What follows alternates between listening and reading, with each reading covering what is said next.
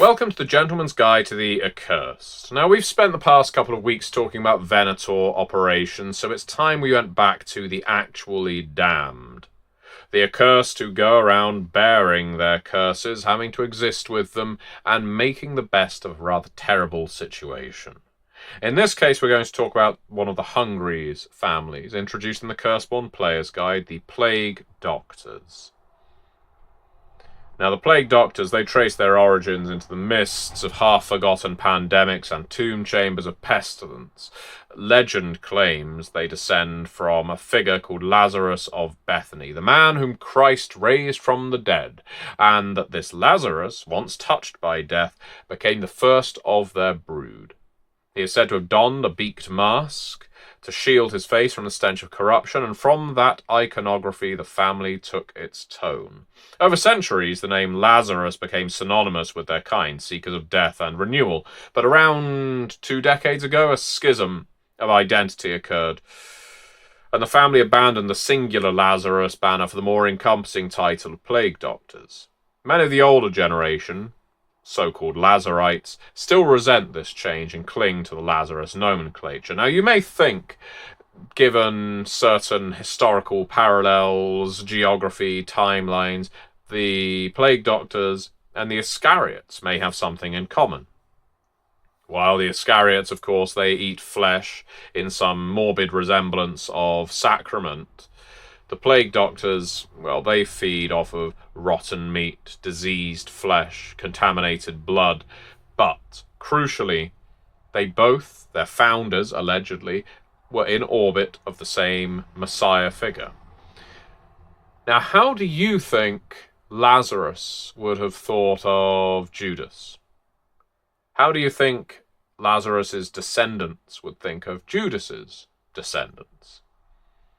Their relationship is one of intense rivalry, of passions, and yet sometimes there are no families closer than the Plague Doctors and the Escariats, for a very simple reason. When you share an origin, it can often cut through everything else. In times of trial and great distress, you look to someone who has been through some of the same things you have. And though we focus on the Plague Doctors as eaters of diseased flesh, ultimately, flesh eaters, Escariats, the two do find common cause when they're not at each other's throats, calling each other betrayers and other such cruel epithets. I'll continue. Scholars of the family suspect the truth, anyway, to be much older, darker, and more twisted than Lazarus. They whisper that the first of their kind were victims of some ancient pestilence, mortal scholars, poets, doctors, artists, who contracted deforming diseases, refused to accept quick deaths, and were chosen by a Hungary who promised transcendence rather than oblivion. May not have even been a Hungary, could have been some outsider, some fey creature. These wretched ones accepted the curse, emerged half undead, masked and monstrous, and turned their desperation for life into an obsession with disease. Its study, its spread, even its cure. There are fragmentary records of rotting cadavers and secret autopsies in the late Middle Ages. There are tales in the 17th century of a Nosferatu healers guild in plague-stricken Lisbon or Vienna, which may have been nothing to do with the Plague Doctors, though certain rumours attest to their presence in clandestine operation. Across centuries, they became both saviours of the suffering, but also purveyors of hideous affliction, bound by their hunger for spoiled flesh and contaminated blood. In the modern day, or should I say night, the Plague Doctors operate in the shadows of laboratories, clinics, activist cells, derelict morgues. Their public face, if they ever show one, is that of blurred philanthropists, fraternities of epidemiologists, or radical health advocates. But behind that mask is the hunger. All hungry have it. In this case, for diseased flesh, for blood tainted by corruption, for the magical power embedded in contagion. Their agenda splits broadly into 2 threads. One thread is the redemptive path. These plague doctors aim to study cancers, viruses, radiation sickness, toxic poisoning, and master them, maybe even cure them. They view themselves as the ultimate hospice keepers. When the rest of the world turns away from open sores and bulbous growths, the rotting stench of terminal illness, the plague doctors step in, offering solace. That solace might mean a cure, but sometimes it means something darker. The gentle release of oblivion, granting the suffering a swift escape in exchange for a feast. The mask's voice may be soft, the syringe may glisten, but the hunger never goes away. The other thread is the nihilistic or opportunistic path. They seek to harness contagion, craft new plagues, engineer outbreaks, and hold the world's mortality in their hands. They see corruption of flesh as a form of art, a tool for manipulation, a weapon of terror and change. In this view, the plague doctors are not healers, but pest masters, feeding on the infected, then orchestrating the next wave, the next catastrophe. Some delight in watching a rival city cough blood, others quietly seed toxins and watch as panic spreads. In the modern age of global travel, labs, and genetic engineering, their hunger is amplified. The mask hides a grin of anticipation.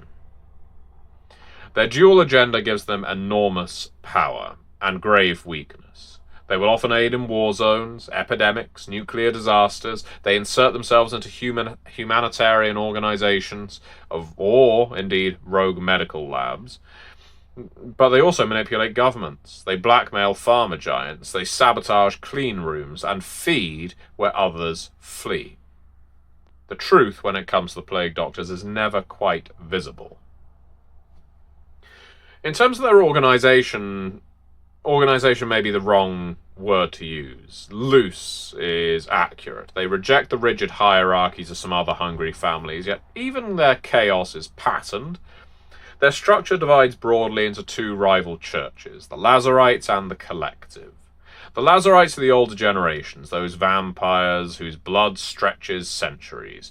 They believe in tradition, in the weight of age and accumulated horror. I have seen 3 waves of cholera, they may brag. I was hunting in the Black Death. The young cannot comprehend what I have had to endure. They wear heavy bandages, rust-encrusted masks, hoods. They claim the authority of survival through countless generations and expect deference. To them, the family's mission is to guide, for the young to learn, to respect the rituals, to honour the mask. The Collective are the younger brood. The activists, the scholar hackers, the biotech mancers, they argue that in a world of pandemics, you cannot rely solely on age. You must compute, adapt, vote, experiment. You must hold informal councils, data-driven debates, vote on family policy, spreading a plague or neutralizing one.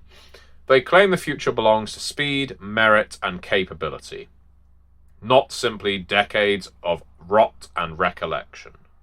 They chafe at the Lazarites' arrogance and temper their methods with virtual labs, AI pathology, dev kits for disease control, and so on. Between them, therefore, the family is a shifting mosaic. Some elder Lazarites grant chartered autonomy to younger doctors. You may run your contagion program, but consult the board. But others hoard old tomes and virus archives, refusing to share. Some young plague doctors sneak around ancient strongholds to steal formulae of the first plague the family fed upon. Some Lazarites quietly plot to restore the Lazarus nomenclature, rewrite the charter, reimpose older rituals. Membership itself is, I suppose, idiosyncratic. To be one of the plague doctors, you normally must have survived a disease that left you deformed, or died and been reborn with the curse, and then be chosen by one of these hungry who recognizes your talent. The mask is both a symbol and a barrier. Some supply a white-beaked mask, like the medieval apothecary of pestilence. Others wrap bandages or wear veils. The outward hideousness is part of the design. You feed on what people recoil from. You must hide your ruin so that you can act. Your mask is for their comfort, not for yours. Beneath it, you are monstrous. You relish the open sore as others flee from it. You think of yourself as hospice or executioner, or both. Of course, within the Plague Doctor family do lie deeper secrets. The central for discussion when dealing with these hungry is that hidden behind the masks and sealed vaults of viral research is one major secret, namely that the family's actual founder isn't Lazarus at all, but a woman known only in the family legend as Mother Pestilence. You'll note at this point that there are many accursed families who ascribe everything to a matriarchal figure. That's an interesting commonality, isn't it? She supposedly contracted a rare hemorrhagic fever in the Roman era. Ancient Rome was thought dead, yet revived and infected others with a virus she herself had gestated and engineered. She took on disciples and mask-wearing attendants, and thus the Plague Doctors claim lineage. Proof is thin, and the Lazarites suppress the story because the story undermines the Lazarus origin myth and the patriarchal structure that it upholds. Another secret, this one slightly less well spoken, is, well, that it isn't simply that they are feeding on the flesh with the contagion or the contaminated blood. They are just feeding on the contagion. If there was a way of feeding on viruses alone without having to eat a person, they would do it. Is it possible to eat a virus alone? I suppose if you found your way into a laboratory and you found vials filled with viruses and various fluid, they could theoretically drink it. This is a theory, it's a rumour. How true it is, I don't know. I've not witnessed. Certainly the Lazarites disapprove of the idea that the collective have put about, which is expand your laboratories, expand your feeding stock, and we never have to touch blood again. The Lazarites say, viruses grow best in blood, so we're going to have to get it from somewhere. Yet another secret. There's a rupture chamber beneath the family's oldest vault in Prague, where the eldest of the family, lies dormant. It is said when the next great scourge appears, this chamber will open, and the original Plague Doctors, long presumed destroyed, will awaken to feed anew. Now, most say this is a myth, but others in the family guard this sealed crypt with nervous deference, believing that breaking the seal might precipitate a global pandemic or salvage the family's dominance. The family's public work often involves hospitals, humanitarian aid, and disease research, but behind the benevolence lie the trade, grafts, black market organs, corpse sales, clandestine experiments.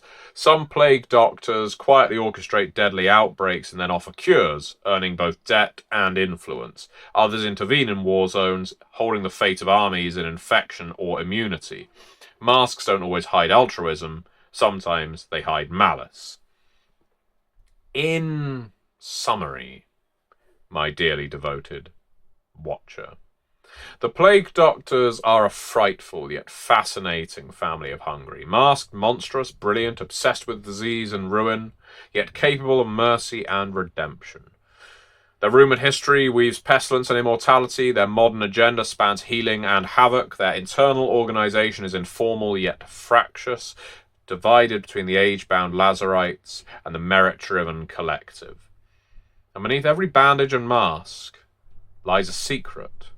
That contagion is their currency, that death is their domain, that in disease they find both purpose and power. So next time you meet a figure in a beaked mask, offering solace to the festering and the terminal, you might think yourself fortunate.